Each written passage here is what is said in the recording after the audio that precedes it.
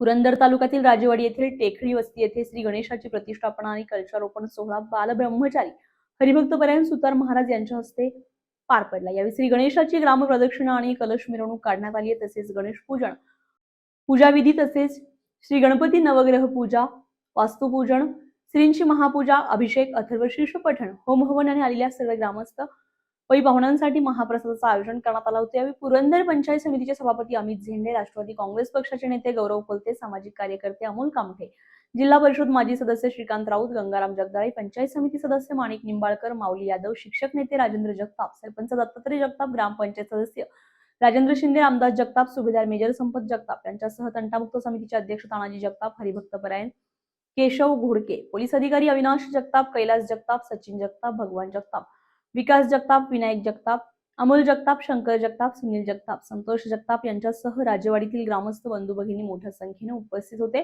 कार्यक्रमाचे प्रास्ताविक गणेश नागवडे यांनी केले।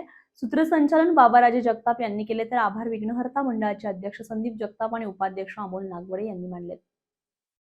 नवनवीन घडामोडी पाहण्यासाठी स्टार महाराष्ट्र न्यूजला सबस्क्राइब करा आणि ताज्या बातम्यांचे अपडेट मिळवण्यासाठी बेल आयकॉनला प्रेस करा आणि परिपूर्ण बातमीबरोबर रहा, इतरांपेक्षा एक पाऊल पुढे।